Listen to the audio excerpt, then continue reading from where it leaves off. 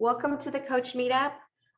We're part of Agile Austin, but it's a virtual meetup, so we welcome people from anywhere to join us. Agile Austin's mission is to connect people and foster professional growth through collaborative events, such as this one, where we educate each other and help uncover better ways to deliver value through Agile values, principles, and practices. We are a 501c3 nonprofit organization, and this is our current newly elected board. And in fact, there is an open spot for a chief product officer. You can see that's a TBD. But we have a few new board members. We welcome them all and thank the previous board members. But if you have any questions about Agile Austin, you could reach out to any of the people on this slide or contact us at board@agileaustin.org. I do want to do a brief thank you to our sponsorships. We have some great sponsors that help us put on some of these events, Retrospectives, also Icf Coaching and Sky. So thank you to them.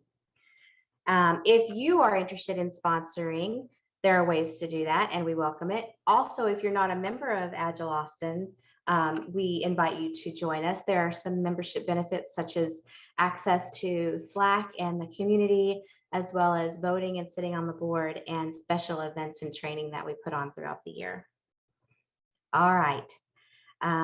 We do have many different meetups that are part of the Agile Austin family, including this one, Agile at Scale. There's a book club that happens monthly, Leaders SIG, Lean Kanban, and Scrum Master SIG, which our speaker tonight, Jessica, was the previous host of. I think you're retiring this year, but she's been running that for many years, and we really appreciate that. We're also looking for volunteers, and specifically, we're looking for a new director of membership and a director of volunteers. So if you're interested in getting involved with our community, I highly recommend it. It's a very engaged and active community. So if you're interested, please reach out to us at contact@agileaustin.org. So for tonight, let me introduce myself. I'm Sid Markle, and I am one of the hosts of the Coaching SIG, along with Lonnie Dame. I do want to do a special shout out to Erin Randall, who has been hosting Agile Austin Coaching SIG for many years. She has stepped down to do some other work, and Lonnie has joined me in partnering in this Coaching SIG. Lonnie, do you want to tell us a little bit about yourself? Sure, happy to.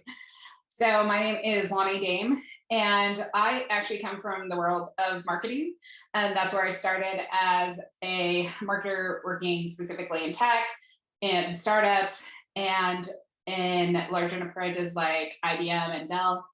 And a few years ago, through an Agile transformation journey, I started doing Agile within marketing and just saw that it was something that really helped my organization, my team. So I moved into coaching, and I now coach at a company called Agile Sherpas, which we focus on business agility and marketing agility. So super excited to be part of this. I've been attending, and so now I'm excited to be co-leading with it. Yeah, I'm super glad as well. It's really fun to partner up with Lonnie.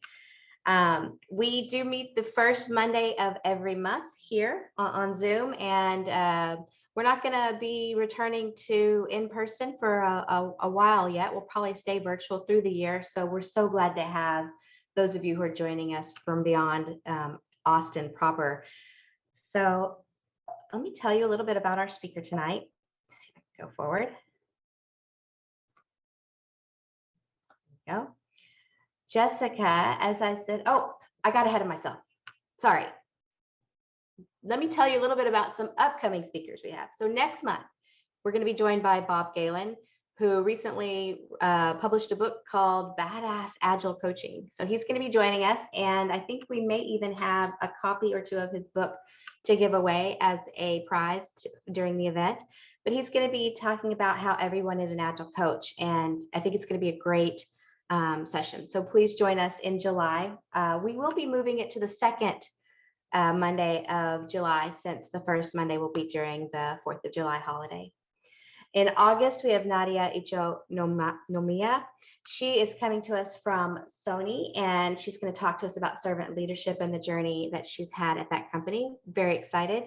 And then in September, we're going to have Jill Greenbaum, who's going to be talking about using visuals with coaching.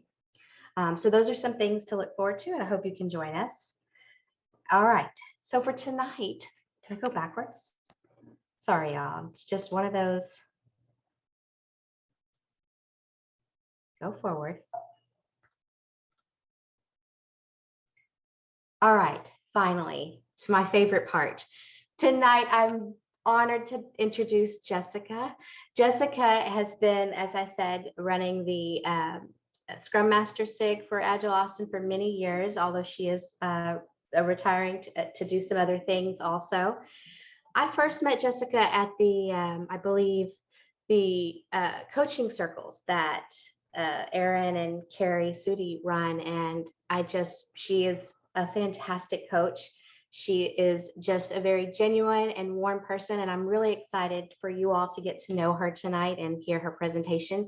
She's going to be talking to you about unlocking business results with team Psych-erpowers. Am I saying that right? You're going to have to help me with that. All right, so welcome, Jessica. So glad you could join us, and I'm going to hand this over to you. Thank you so much.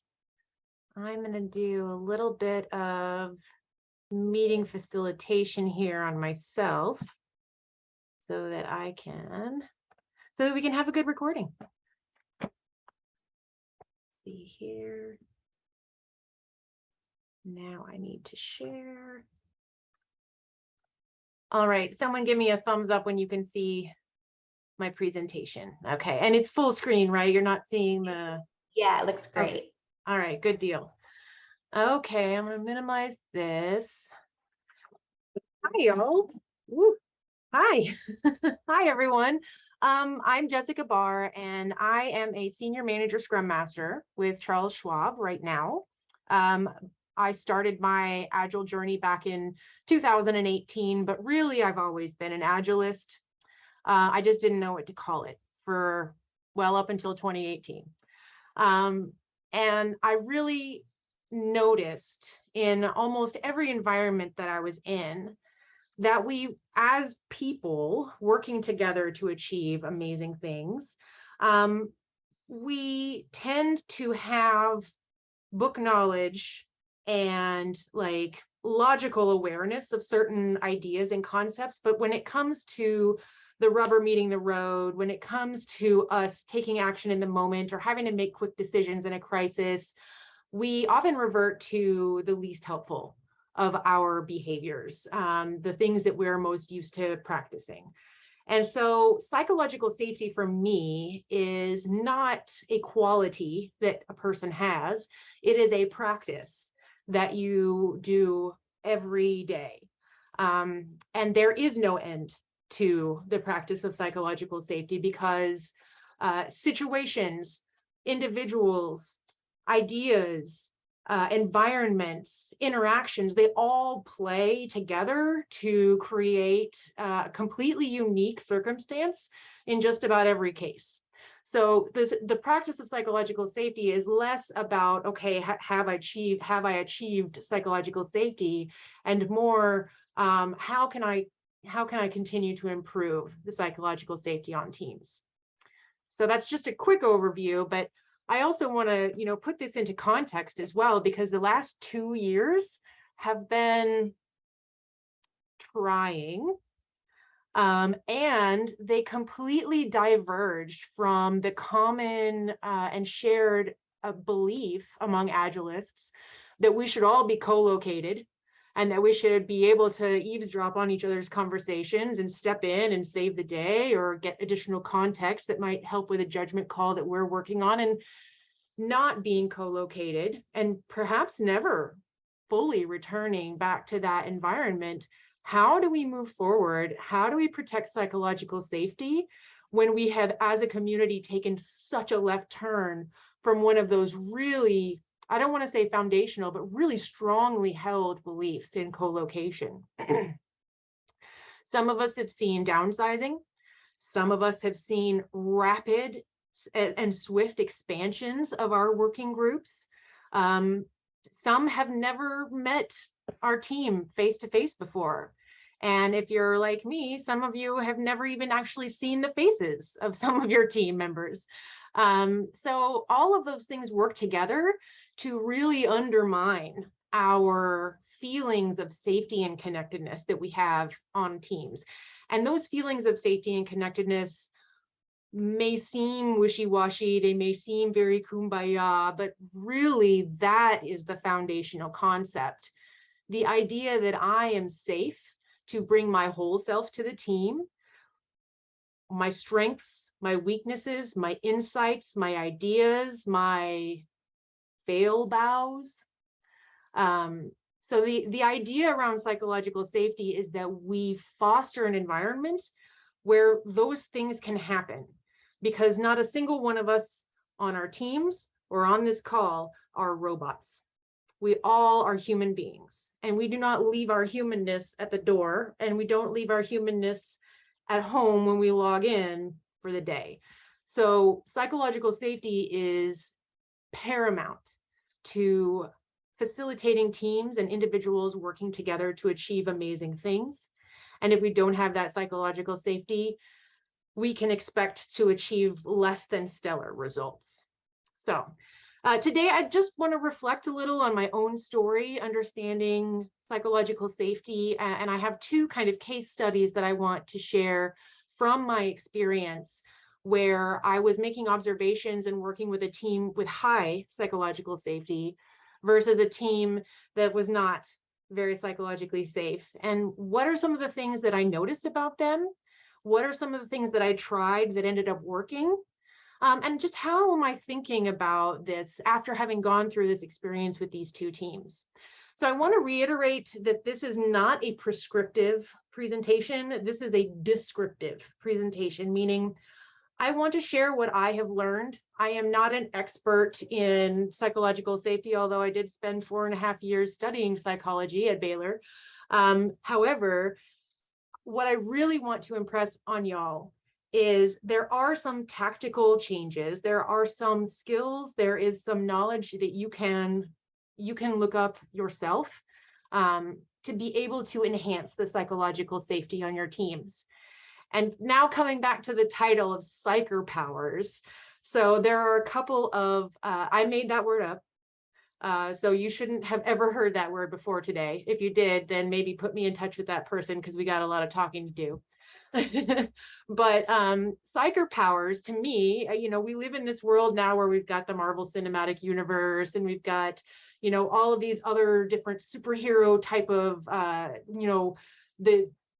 what am I trying to say? You've got the Umbrella Academy, and you've got the DC universe, and there's a whole bunch of things contextually right now that just kind of make me feel like maybe we should be talking about this in a way that really makes us feel the power of psychological safety. So I'll be referring to Psych-erpowers throughout the presentation. All right. So there will be a little bit of interaction, so I'm going to ask you to be ready to answer some questions in the chat, starting with this one. When you hear the phrase psychological safety, what comes to mind? Okay, just share with me in the chat what it is that you think or what psychological safety brings up for you in your own mind. Trust. You've got to have safety to have trust. Willingness to be open and to speak up. Comfort. Ooh, two comforts. That's doubly important. Collaboration. Being open. Yes. Freedom to be. I love that. Freedom to just be. That's great. So now real quick, I'm going to see if I can bring up my participants list now. By a show of hands in your down there at the bottom in your reactions, who here feels like they have worked with a team with high psychological safety?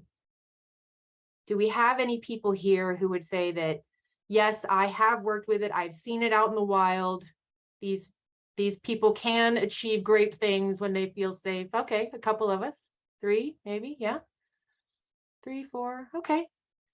About what I was expecting. I think more often than not, you're going to see more challenges around psychological safety than you are teams that have absolutely gotten it, and are mature in that, in their understanding and trust of each other. So that's about on par. Great. Thank you very much for that.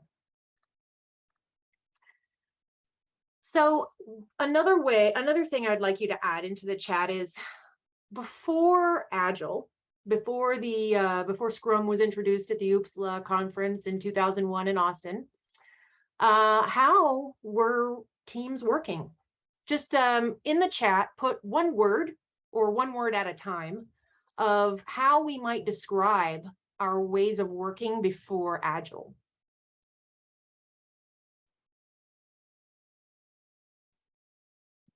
Waterfall. So what other words? So waterfall didn't even have a meaning until Agile, right? So what kinds of descriptors might you use to describe those ways of working that we call waterfall now? Control, individual, directive, sure. Predictive, ooh, good one. Yeah, the idea that the work was easily predicted. I love that. That's one I hadn't heard before, but I 100% agree. All right. Well, as I was thinking about this, I came up with my own kind of set of words. So the words that I came up with were follow, uniformity, and consistency. And now in and of themselves, these things are not bad. It's good to follow instructions. It's good to follow directions. It's good to have policies and protocols in place to help us shortcut things, to help us not have to spin our wheels every time a decision needs to be made. We just go to the decision maker and that person makes a decision. Uniformity. It's not bad to have a uniform approach or a uniform output. In fact, if you go to McDonald's in one city, you expect that a McDonald's, at least in the same country, in another city, would have the same offerings, right? And then consistency. So someone mentioned the predictiveness. Having a consistent output and having it be certain enables that consistency. It makes it a lot easier to plan things. But I think we're all here because this isn't the world anymore. At least it's not our world. So now, thinking about after 2001, after Agile, after this complete mind shift in the ways that we work together, what are some words that describe what we expect from Agile teams now?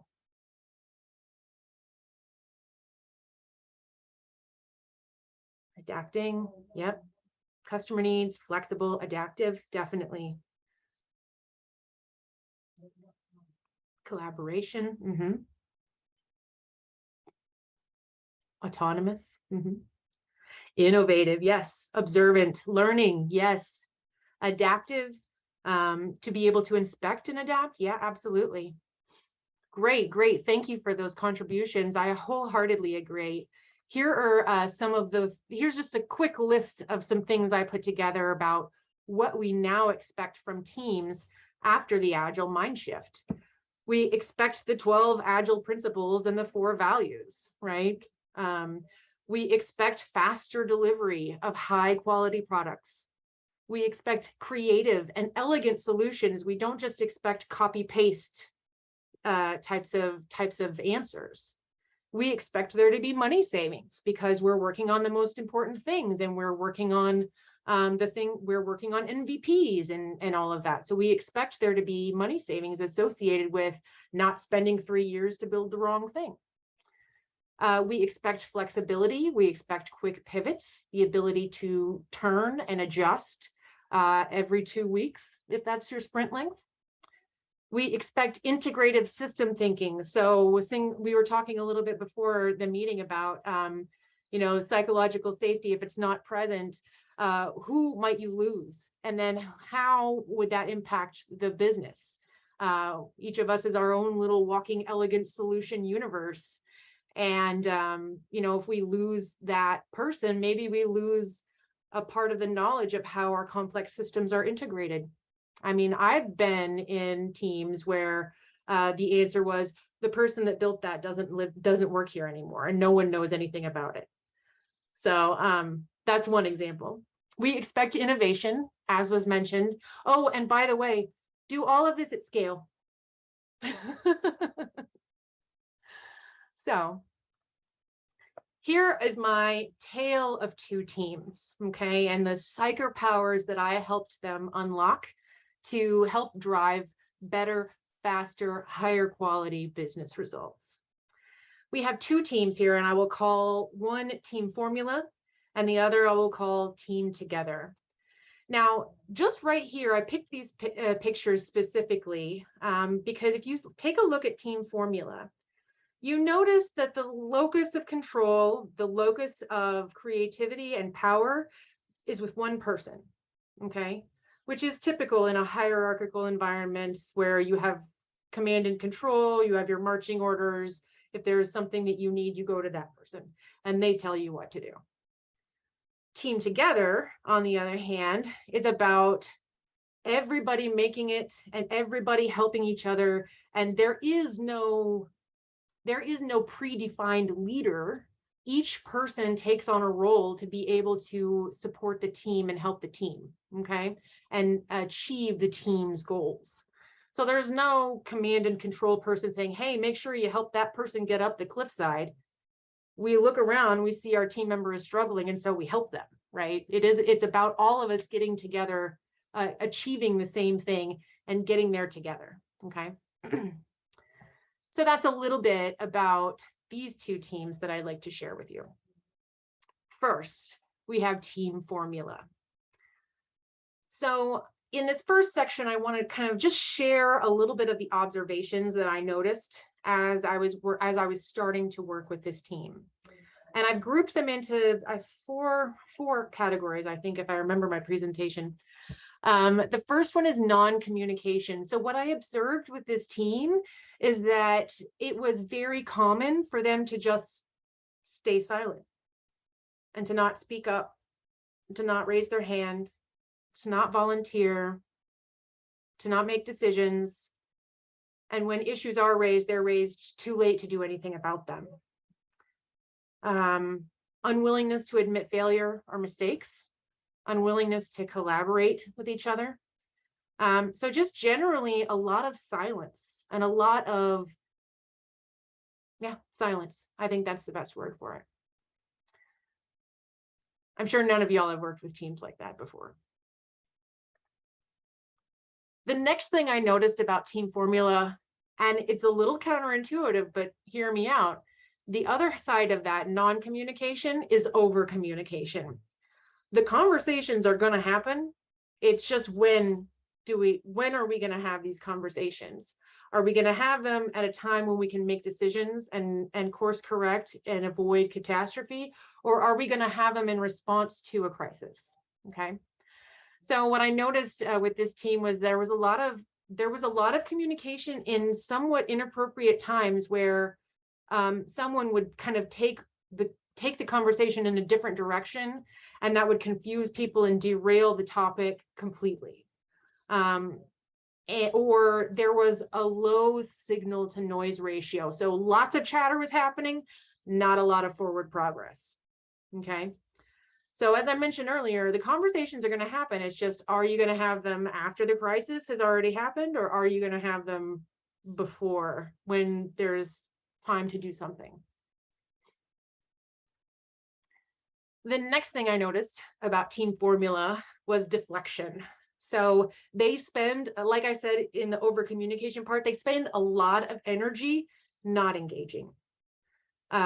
So anytime there was, a question, there was a very long and elaborate answer that no one could follow, but that seemed to make that person speaking feel better. It also ate up all of our time and prevented us from actually making a decision and moving forward. So lots of energy spent to not do anything. I also noticed that they would look outward for improvement. So every single retrospective started with, well, all of these problems are preventing us from doing our job. There was very, very little inward reflection at all.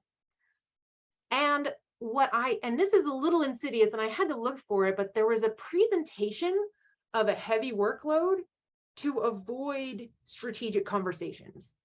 Oh, I'm too busy. Oh, I can't find time on my calendar. Oh, I'm double booked. Or, hey, we're about to have a retrospective on this release that went really bad. Oh, I can't attend that meeting and talk about things. Like, I understand you're busy, but these are the important topics to discuss. If we can't review and reflect and improve, then we won't get better, and we'll just continue to have these same wheel spinning, churning conversations.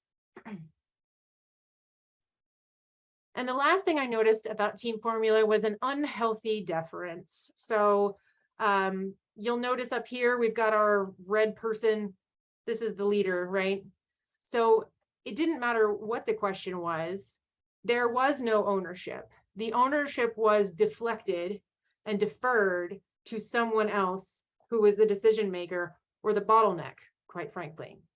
So the inability to take action because there is no express permission to do a thing, even though there's no like express denial to do that thing. If there's no express permission, we can't do it.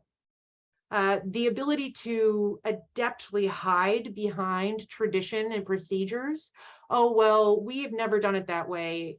Or, oh, well, that other team, they do it this way, so we should definitely always do it that way. Instead of being thoughtful about your unique situation and your, the concerns that you face as an individual team. And then this one, the filibuster. So the entire team would simply allow one person to take over and talk and talk and talk and talk and talk. That's that over communication piece. But the filibuster is actually the rest of the team allowing that to happen. So there's this unhealthy sense of, well, you must know what you're talking about because you have a lot of words to say about it.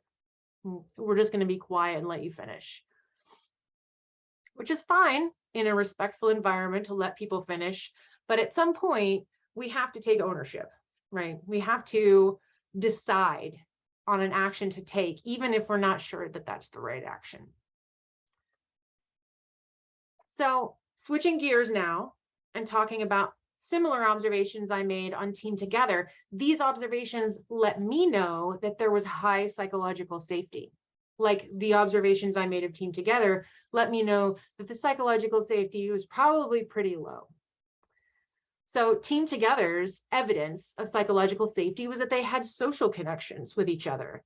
So they would smile and laugh at each other's jokes. They would share unsolicited praise and kudos to each other. They would spend their lunches together.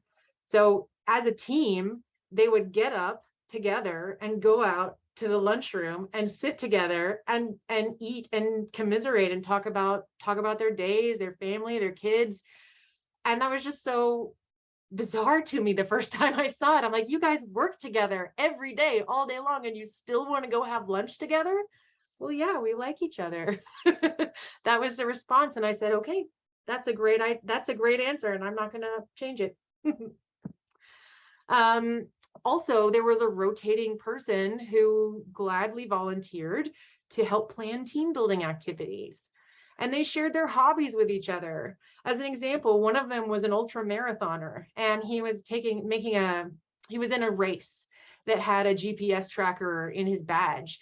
So he gave the team the link to the GPS tracker, and on his race day, we all kind of had like a side screen pulled up that was just kind of following his progress on the GPS. And it was just so fun. And it was something that even when we were apart, we were still together.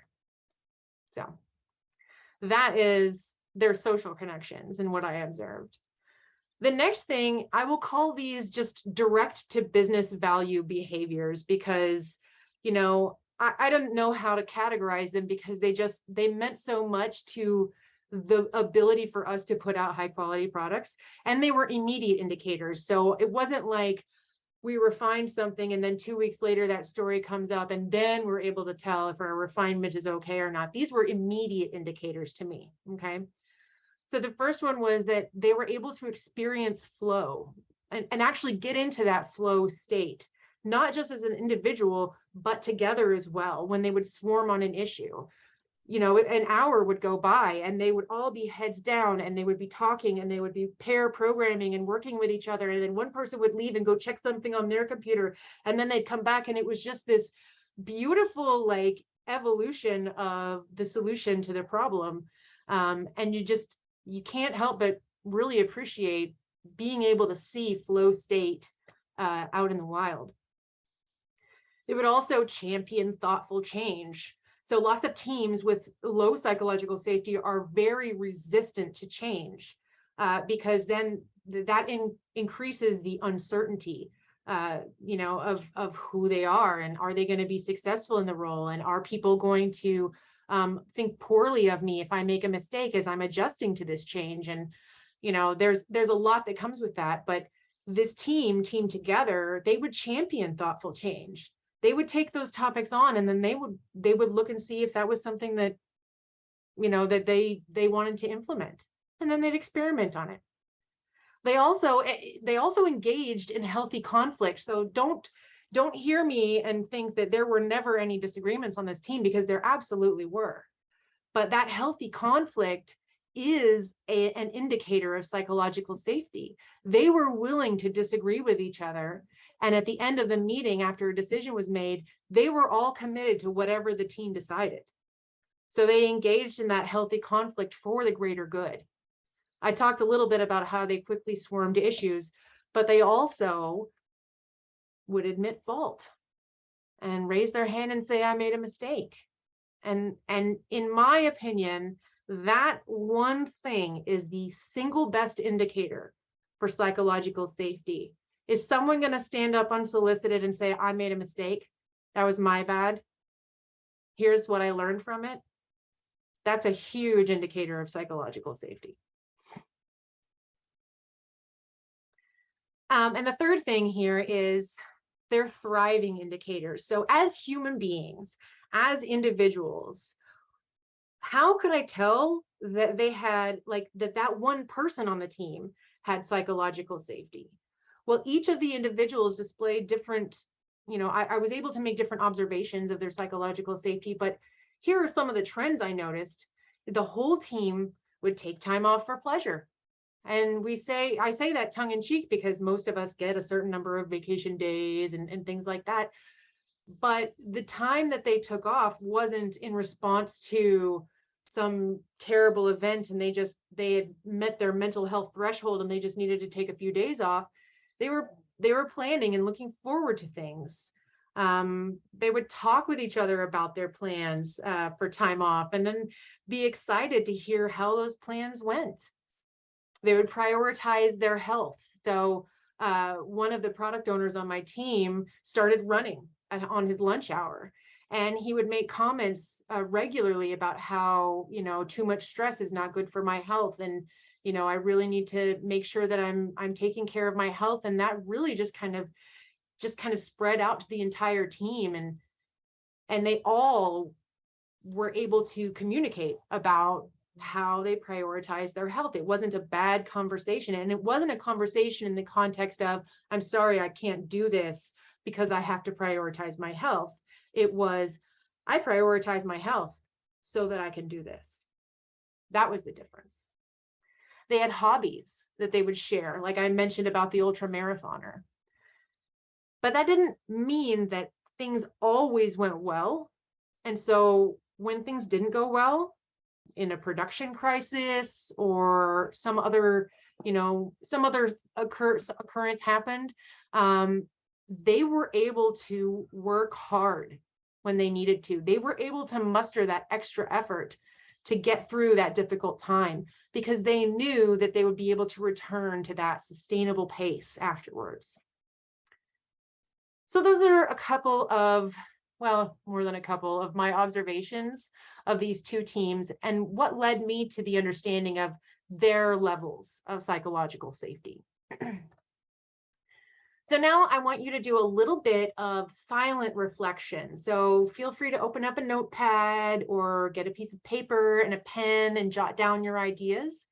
But what I'm going to do is I'm going to give you maybe 10 or 15 seconds to just jot down your quick thoughts around these questions. So when you're thinking about a time when you yourself felt psychologically unsafe, okay, what were some of the behaviors that you engaged in? So was your temper, would you fly off the handle at the least provocation? Would you run and hide because you just didn't want to deal with it? What kinds of things, what kinds of behaviors did you engage in when you felt psychologically unsafe? And what emotions were you feeling in those moments? And then the real bonus question here is, what was that impact to your work like? How did that affect your ability to be productive, to be effective, to manage your time? How did it affect your ability to prioritize tasks? So I'm going to give you 10 or 15 seconds here to just think through that silently and jot down your ideas.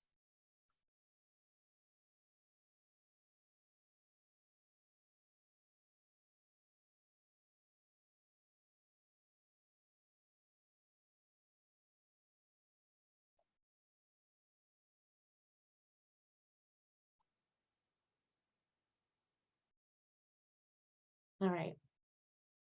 Hopefully you've got a couple of thoughts there that will give you some insight into your own past experience with a lack of psychological safety. So now I want you to think about the opposite side of the coin, okay?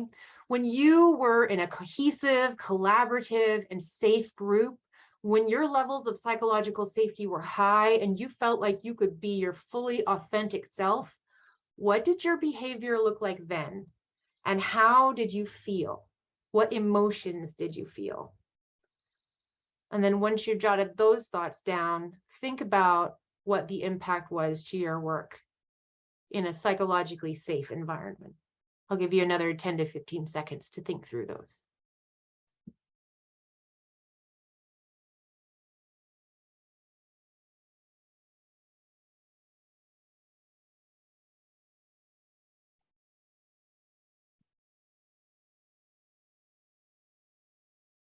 All right. Thank you for going down that silent reflection journey with me. Let's start talking about how we can improve psychological safety using some, what I like to call, Psych-erpowers. Each of these pages that I'm going to show you has a different set of Psych-erpowers on them. So feel free to jot them down, but I will probably I'll probably give a PDF copy to Lonnie and Sid so that they can provide it to you as well. So you won't have to take screenshots or anything of this. You'll have it afterwards. So dealing with non-communication, what Psych-erpowers could we possibly bring to the fore to deal with non-communication? So the first thing that I noticed is when I modeled vulnerability, and it wasn't immediate, but I started to notice a slow uptick in other people sharing their vulnerability. And it wasn't like well, I really feel like I screwed this one up. It was oh, okay, I see what I did there. It was a very slow and gradual increase in other people being willing to make mistakes and share their own feelings of, oh, I could have done this better. So as you're modeling vulnerability, some things you can try are admit your mistakes. You know, there isn't a day that goes by when I am not noticing my leaders and whether they are admitting their mistakes or not. That is something that, and whether you're involved in psychological safety as a concept and a practice or not, I think we all notice when a leader is able to say, I really made a mistake. I would have done it differently if I had to go back and do it again. I think your teams would also notice that about you. And the thing is, it doesn't make them think less of us. And that's the fear, isn't it, about modeling vulnerability, is that it doesn't make them feel like we aren't doing what we need to be doing as leaders. It really increases the safety of, oh, well, if that person can share their mistakes and foibles, maybe I can too. You can share the struggles and challenges that you face. Maybe you had a really difficult night of sleep and you're just not on your A game first thing in the morning. Maybe you share that. Hey, I'm on my second cup of coffee today because I just did not sleep well last night. So I apologize in advance if you have to repeat something or have to clarify something that you think I should know. But this is who I am this morning. And you can relate to them at a human level. So it's not about boss and employee. It's not about Scrum Master and developer. It's not even about Scrum Master and PO. It's about us as humans working together to accomplish amazing things. So relating to each other as humans is only going to increase that psychological safety and enable us to do amazing things. This next item is really more tactical in nature. So having small discussion groups where the issues are complex. So the larger the audience, the less people are motivated and incentivized to speak a hard truth. The less they are even willing to contribute something that they're 80% certain about. Because who knows who's on this call? What are they going to think of me? Am I asking a rookie question? Is this going to affect my performance review if the wrong person hears it? Is this going to send some bad message up the chain? It's difficult. And especially for people that we work with in the tech industry, there's a lot of analytical types that we work with that aren't necessarily going out and trying their public speaking muscles. They're just wanting to go code good quality software. They're not interested in improving their ability to speak in front of crowds. So getting those people to surface issues is a lot easier when they have a small group of people to interact with and collaborate with and strategize with. So when the decisions are detailed or when coordination is needed, make sure that you are scheduling smaller tactical meetings with as few key people as possible or as responsible. Make sure that every viewpoint is represented to the best of your ability, but try and get those smaller groups focused, because you'll just see a huge improvement in the collaboration. And another thing around dealing with non-communication that I loved, I worked for a company previous to Charles Schwab. Their culture was to end every meeting with a round of appreciations, which I thought was just so amazing. I'm not sure if y'all have heard Daniel Pink speak at all. He was one of the headliners for the Scrum gathering in Austin back in 2019, and his message was around ending things on a high note. Because when you end things on a high note, it kind of makes whatever negativity that might have happened prior to that a little duller, a little less noticeable. It still happened, but people leave the meeting feeling good. And when you're able to leave the meeting feeling good, you have your higher likelihood, or your likelihood to go out and accomplish great things is higher. So I challenge each of you to maybe spare a minute or two at the end to start verbal appreciations with your team. And even if you're a leadership team, if you have a dev team, maybe it's just your family team and you're trying to get, laundry done for the day. End it with a round of appreciations. Build that muscle to always be recognizing and appreciating the people for their amazing efforts. The next couple of Psych-erpowers we're going to talk about will help you deal with over-communication. So we talked a little bit about how over-communication, we talked about like the filibuster and how someone would just come in and like have the conversations, but they would have them at the wrong times, like after the crisis had already occurred, rather than prior to the crisis when something can be done to prevent it. So these two things really helped me deal with that over communication. The first was the 3 levels of listening. I know that if you have been attending these coaching SIGs with Erin, you will have heard about the 3 levels of listening at some point. But really, being able to listen for the things that are not being said is a skill, and it is a muscle you can flex and practice and get better at. So the first level of listening is, of course, internal listening. So I'm hearing you talk, but I'm hearing you so that I can respond. I'm hearing you to understand what it means for me and how I will be affected by what you're saying. The second level of listening is focused listening. So I am focused on you and your message and what it means for you.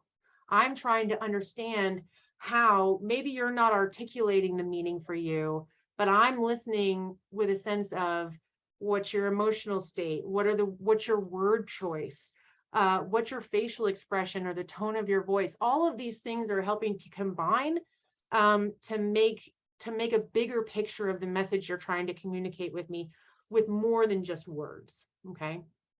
And the third level of listening is a global sense. So you're in a retrospective and the team is talking about what's going on, and you're listening to each individual, but you're also listening to how the global environment is affecting and impacted by the team.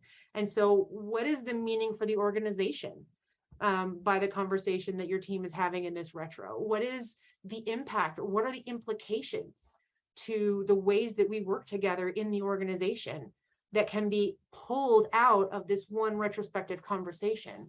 These are bigger truths that you really have to, be practiced and focused on whoever is delivering that message, and then aware of the global context of where they're speaking in. So that's the 3 levels of listening. The other Psych-erpower, of course, Stephen Covey's 7 Habits of Highly Effective People, every single one of those is a Psych-erpower, but the one that I really want to point out is number 5, which is seek first to understand and then to be understood. So people who are over communicating a lot are, believe it or not, trying to convey something that they want you to understand. It may not be the message that they're communicating with their words. Okay, so it takes a little bit of practice to understand what's not being said and ask questions that tease more information and more meaning out of that message. So really approaching every conversation with your first priority to be, how can I understand what this person is, what their reality is right now, and how what the real problem is that they're trying to solve, because they may not even know themselves, right? The next thing is a quote from my favorite Agilist, Lisa Adkins, to help you build your Psych-erpower muscle to deal with deflection. So if you remember a few moments ago when we talked about deflection, there's someone else that can make that decision. I don't want to take ownership, responsibility, or accountability for this. I will do what I'm told, basically. So this quote really, really rang true for me as I was dealing with teams who would constantly be deflecting outward to someone else. And I'm going to read it because I really, really love the way it sounds, and I want you guys to have a good sound bite. So Lisa suggests, set your coaching tone to these frequencies: loving, compassionate, and uncompromising. There's a trite but true saying in coaching: a friend loves you just the way you are. A coach loves you too much to let you stay that way. Love them too much to let them stay as they are, and let this be the seed of your uncompromising stance. Loving, yes. Compassionate, yes, and 100% uncompromising. There's also, there is the concept of the high challenge, high support model for Scrum Masters and Agile coaches. You want to be in the space where you are highly supportive, but also highly challenging. If you have low support and you're highly challenging, then you're just the taskmaster, right? You're just cracking that whip on your team. If you have high support and low challenge, you're kind of colluding with them to accept mediocrity. So you really want to be in that sweet spot of high challenge and high support. And this message here from Lisa articulates that better than I've heard anyone else. All right. The next set of Psych-erpowers will help you deal with unhealthy deference. So why do people defer to other people? Well, it's probably because they don't feel safe to take ownership and own the decisions that they have. So really driving that positive reinforcement. Take every opportunity to tell people in a genuine way when they've done something well. One of the things that I had to change and correct with my current team when I first started working with them was the retrospectives that they would host for themselves focused a lot more on the negativity than the positivity. And I had to remind them that if we don't specifically mention and act with an intentional way to remember the things that we've done that were successful, then we risk losing those good practices and behaviors. We risk making headway and then losing it right away. So really drive the things that are doing well that you want to see repeated as positive reinforcement. And then for those moments when it's difficult to understand which direction to take because you have a complex problem and the team is like, I don't want to make the wrong decision. I don't want to be responsible for it going south. How can we design experiments?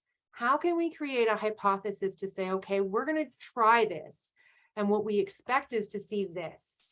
And here is how, I mean, it's the scientific method, right? Here is the criteria we'll use to measure our success. And if it's not successful, we still document the learning, because you can't not be successful when you experiment. You either find the way to do it or you learn. And that out of those two options, there is no losing. So helping teams to understand and build those muscles to deal with unhealthy deference, I found really helpful in positive reinforcement and experimentation. All right, now we get to the real important Psych-erpowers, how to coach yourself, because as you're working with teams, it all begins with you and with me. So the first thing that I learned, and I have been actively practicing meditation since about 6 months after the pandemic started, but have some type of a mindfulness practice, whether it's meditation, prayer, some other ritual. Have something that allows you to let go of things that you can't control and work on things that you can control, which, newsflash, you can only control yourself. So you can have a mindfulness practice. You can also get into coaching, therapy, counseling. I have a coach, you know, so I mean, I think that mental health practices and awareness is something that is a lot more mainstream these days. So absolutely invest in yourself to be able to bring your best self to the teams. Because if we can't bring our best selves to the teams, then we can expect our teams to not bring their best selves either. So it starts with us. The next thing to do as you're beginning within and practicing self-mastery is to have a mini retro for yourself. So I tend to be overly critical, and I have a judgy McJudgernaut on my shoulder sometimes. And so when I evaluate my performance, I do it in a very deliberate way. The first thing I do is I find one thing to improve, because quite frankly, I have got a laundry list of things that I want to improve. But this forces me to prioritize the one thing that could be the most impactful thing that out of this circumstance, what's the one most impactful thing that I can do to make a change for the better? And then I list literally everything that went right, all of the good things that came out of that meeting, whether it was the way I handled myself, whether it was the fact that the team did something that they hadn't ever done before, maybe someone spoke up in bravery and I was able to appreciate that and give them some social reward for it.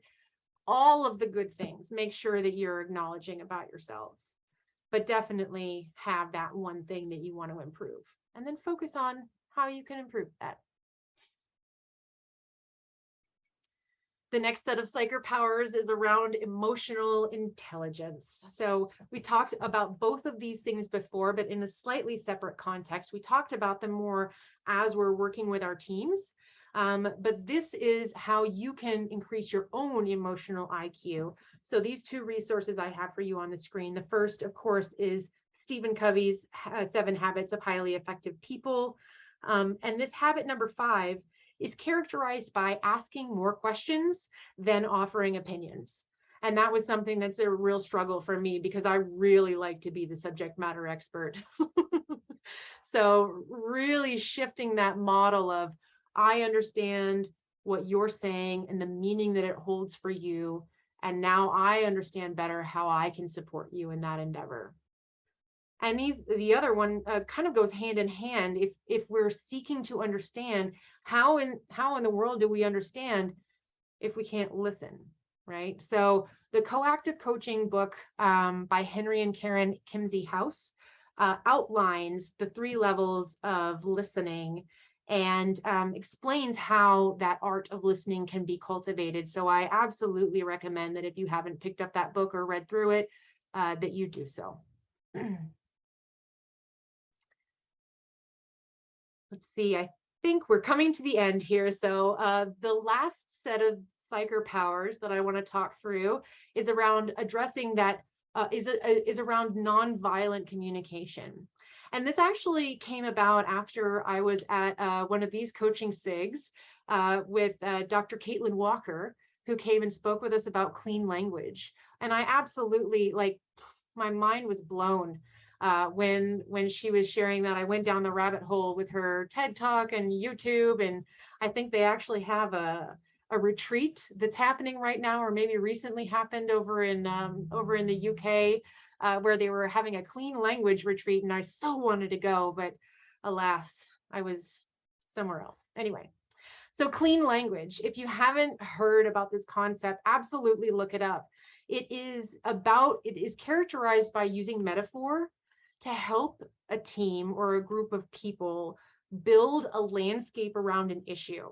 And that does something for us psychologically. It takes us out of the issue and it puts the issue in front of us for examination, which is something very different from an individual going, there's an issue. How am I affecting it? What am I doing? How is this impacting me? And where am I at fault? It's now a separate entity. It's a separate thing now that we can look at and examine and really kind of troubleshoot and understand. So learning about clean language and using clean language yourselves as you're working with teams, so amazing, so amazing. The next resource that I want to provide to you is on the Scrum Alliance website. So whether you are certified through Scrum Alliance or not, you can access the Icf Coaching Competencies that Cherie Silas has put out there. I gave you a little path here because the URL that I provided a previous group didn't work in the UK. So if you go to scrumalliance.org, you click on the resources tab and then e-learning modules, then you can search path to coaching. And all you have to do is create an account with Scrum Alliance. These are completely free. And these were foundational for me as I was working with teams to really understand what it is to be a coach and, what kind of mindset and mentality you need to bring to the teams as a coach. So absolutely take a look at that. And then this last one, it almost seems like a no-brainer, but I have to put it on here because it's just so important. Team agreements. If you have team agreements in place, you have fewer opportunities for the same problems to resurface and continue to get in your way. And, I just can't tell you, when I first started working with Team Together, we had a team agreement session that was specifically facilitated because in our first couple of weeks, we had several production emergencies and the team was spending 15 to 20 minutes every time it happened trying to figure out the best way to address this. And in our team agreement session, we said, okay, what do these things have in common? And how might we decide before there's a crisis how might we decide to act? What are the criteria we would want to use to pull something into the sprint? Let's say it's a production emergency and we know that we have to fix it. Okay, so if it's a production emergency, sure, we'll pull it in then.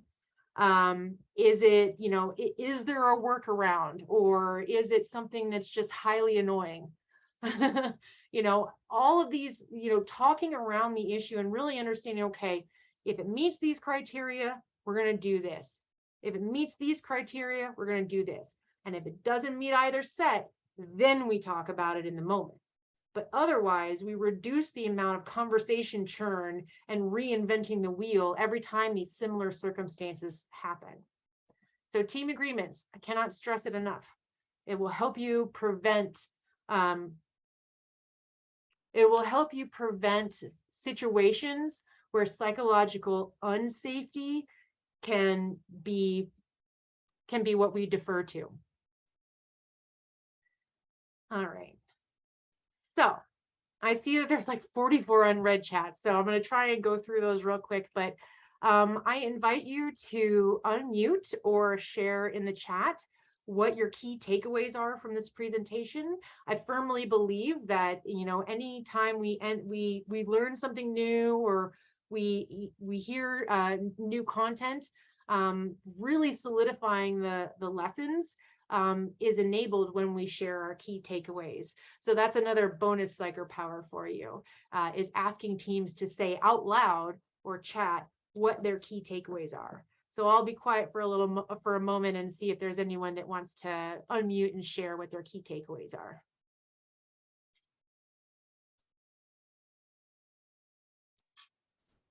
Well, I appreciated, you know, celebrating the positives during retrospective. I know, you know, when I first joined my teams, there's a lot of positive and hoorah, and I'm like, okay, that's great. Let's get to the bottom of it. But I have to be really careful to not focus too much on the negative and allow the team to at least celebrate the positive. And I also really want to apply the, you know, ending every meeting with an appreciation, and, you know, recognizing the team for even being there, you know, to be at those meetings. So. Yeah, absolutely. That's such a great point. With meeting fatigue left and right, and no, not another meeting, you know, individuals can choose to come to that retro or not. And if they want to be there, that's worth appreciating, because it means they're ready to have that conversation. And it's not always easy to have it. Thank you very much for speaking up. Who else?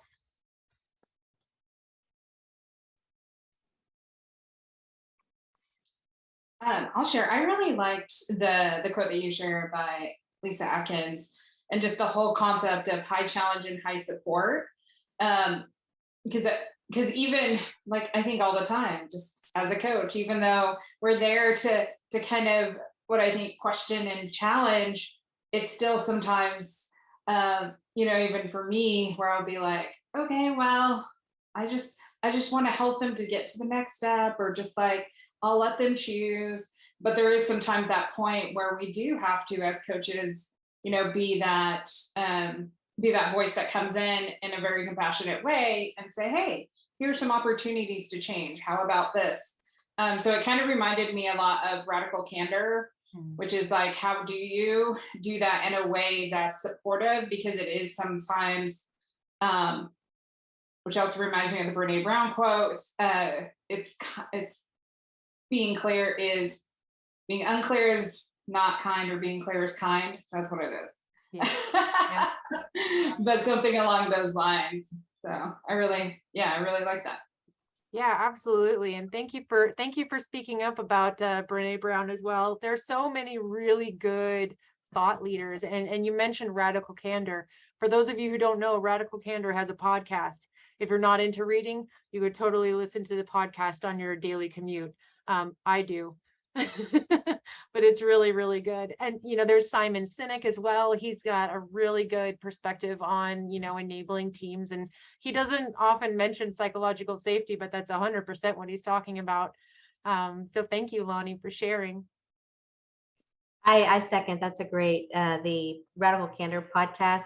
What I like is they talk about scenarios of things that are happening, and then they like actually apply the idea to these real live scenarios, which is great.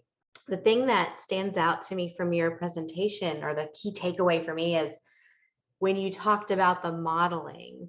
And what I really liked about it is the idea of the subtle modeling. You don't have to like go all out and be like, okay, everybody, here's my full life story and everything, you know, very bare bones, but like just in these very subtle ways of, oh, I see what I did wrong there. And here's, you know, just being really transparent about that. I really liked. And then I'll just add one more thing. I'm reading a book called How the Future Works right now. And it's about, you know, how we're going to work. It's written by the people at Slack. Obviously, they're thinking about how we're going to work in person, remote, and all this sort of thing.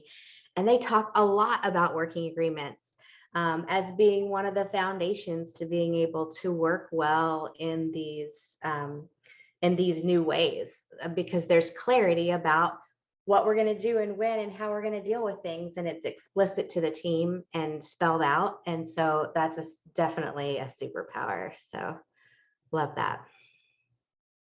Awesome. Thanks, Sid. Yeah, I was like back in the early tenure of my Agile enthusiasm, I was blown away by how impactful team agreements were, because you don't think how important it is to get people on the same page before a crisis happens until you've been through a crisis and you're like, we could have done this so much better.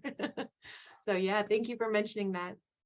I'm not exactly sure how much time we have left. So what I will do is I'll go ahead and share my last slide. And if there are questions, feel free to unmute as well. I know we kept Q&A to the end, but I think we're good. We're finished with the presentation. You all made it. Yes. I'm also going to share your LinkedIn in the chat if people want to connect with you. We do have a few more minutes. Are there any other final questions or comments before I wrap up? I did see one question in the chat from Yoda. I'm happy to read it off, but also, Yoda, if you want to come off and share. It said, the question was the dysfunctions of the team behavior. How did you arrive to an understanding that those are due to lack of psychological safety? So this is partially going back to my initial statement where I feel like I've always been an Agilist even before Agile was a thing. I have always had a sense for the emotional balance in the room. And it's not something that can't be cultivated, but I found myself tending to counterbalance emotions. And I'd be like, why am I saying this? I don't actually feel this way. But it was because I noticed so much energy over in this corner of the room that I wanted some of the energy to come over here to this side of the room. And so I think in that noticing and understanding what kinds of energy we were dealing with in the room, it led me to make note of specific behaviors I was seeing. And then I was able to kind of just map them back to psychological safety. And a lot of it, quite frankly, was attending meetups like this one, where I was commiserating with other Agilists and other coaches and really understanding also the path to coaching from the Icf Coaching Competencies on the Scrum Master or on the Scrum Alliance website. That was hugely impactful as well, because that changed the way that I talked to my teams. And I noticed a difference in the way that they responded to me when I started changing the way I was interacting. So I would say that my experience is just that. It's my experience. Y'all could probably come up with other reasons why there's psychological safety. And you might see some of these things in your organization that don't necessarily map to psychological safety. These are not set in stone, and they're not hard and fast truths. They're my observations and my insights that I've gained. I've also assigned meaning to them as a human. So if if you're noticing something that's repetitive on your team, I would give attention to whether or not you think that psychological safety might be at play here. But I would not be prescriptive and say, psychological safety is the, building that is the response to all of your problems, because it's not. It's foundational. But it's, again, it's just my experience, I guess. I hope that answers the question. Thank you. There's a great comment, U112763. I don't know how I got that name. Sorry. I work on this thing. I've worked in teams where someone comes in and they go, "Oh, we have to have an agreement. We agree all to respect each other. We agree all to come on time." And then they sign it and they're all happy, and it doesn't help anything. Being kind of Kanban, I like it when we work out a process. And when you go to your retrospective, you say, "Well, that one was really bad. What should we do about it? If this ever happens again, this is our process." And is that a team agreement? I guess so, but it feels different. I think anything that the team agrees to do is a team agreement.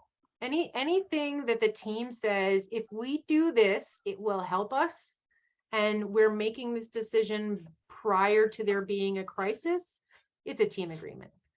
Whether you call it that or not, some teams are very averse to the Agile language, and that's fine, right? That's fine. It doesn't matter if you want to call it psychological safety or not. Do you feel it? Can you be authentic? Can we engage in healthy conflict? Because that's what we really want. Whether you call it a team agreement or a team process or a working agreement or whatever, it doesn't matter. The outcome is what matters. If you paint it on the columns of your Kanban board, then it doesn't feel so touchy-feely, and a lot of engineers are more happy with it. Oh, yes, absolutely. No, the psychological safety touchy-feely stuff is for the Agile coaches. Keep that behind the curtain, so to speak. Yeah. Great. Yeah. Team norms, Lonnie, social contract. There's a lot of different words for it. Yeah. And if I can add one more thing to that one as well, because one thing when I talk to teams about kind of, again, social contract, working agreement, is there also has to be an understanding of like, what happens if we don't meet this? Like what's kind of the repercussions? Because I think that kind of takes it away from being just, hey, here's our list of things we agree to, hey, we really believe this, and what happens if we don't? And you can make it a fun game. Like I had a team that made it a game. You can make it something that you're like, hey, we have to really commit time in our retrospective to look at. But there has to be those things of how are we going to actually make this a reality, and then how do we revisit it, and how do we make sure that we do feel comfortable if I come late, Sid feels comfortable that she can kind of say, hey, Lonnie, we agree to this. So if not, can we talk about what needs to be changed? Yeah, accountability. That's my call. You said it one more. Or consequence is another word for it. It's that, yeah. that love, caring, compassion, and holding to account. Yeah. I will say one thing about that, because I absolutely love what you said, Lonnie. I would say also that sometimes the team needs a mirror held up. Sometimes it's okay, we decided we were going to do this, and in this case we didn't. Was there a compelling reason not to? Is this a decision that we want to include in our team agreements? Is this an edge case that we hadn't previously thought about, or did we just get lazy? I wouldn't add that last part when you're talking to them, by the way. But I would hold up a mirror, and the idea of the coach, we're so invested, and we want our teams to succeed. That's why we got into this business in the first place. But really holding up a mirror is not anything but a moment of neutrality, saying, this is what we are. Is this what we want to be? And if not, then what do we want to be? And how do we get there? And how did this decision bring us closer or further away from how we want to be? I love that. I'm feeling that's powerful. All right. Well, why don't we wrap up? I want to remind everybody that next month we have Bob Galen joining us. So I just want to put that in as a kind of a plug. And if you want to come join us, he's going to be talking more about Agile coaching and getting into the practice of it. But I would really like to close this meeting with the practice that Jessica mentioned and do a round of appreciations. I want to start with appreciating you all who showed up, took time during your personal time to come to this coaching SIG. It's what really makes this meetup really great and fun is you all. So I want to thank you. I want to thank Jessica because that was fantastic information that you shared. Really valuable, really actionable. So thank you so much for being here with us. I want to thank Lonnie. I'm telling you, I've got them all. I want to thank Lonnie for joining me. This is our first month co-hosting together. And I want to thank you for stepping up and being part of this with me. And I want to thank Erin, who's not here tonight, for all the work that she's put in over the last couple of years to make this coaching SIG what it is. And is there anybody else I could thank? Because I'm on a roll. Yes. I just love you all. Thank you. I think we need to thank Sherry for her wonderful notes in the chat. Yes. Thank you, She's Sherry. her little tidbits. And for the questions, it's always great to have questions because that really helps us to I think make it more practical and really bring it to life. Absolutely. And if anybody wants to save the chat, you should be able to hover over the 3 dots and save the chat, and you'll have all of those wonderful notes that that Sherry took throughout the time that we were together. All right. I'm gonna include a round of appreciations for Lonnie and Sid, who are, as you know, I know how challenging it can be sometimes to run a monthly meetup with all of the day job and family activities that happen. And you guys are doing this as volunteers. You've stepped up, and you're really providing value to our community. And so I just really appreciate the heck out of both of you. Thank you. Thanks, everybody. And keep coming. And if you have ideas for topics you'd like for us to cover, send them to us. We're really we really enjoy this community and want to keep it going. So thank you. Have a great evening, everybody. Thanks, Uveen. Thank you, everyone. Bye-bye. Bye. Bye-bye.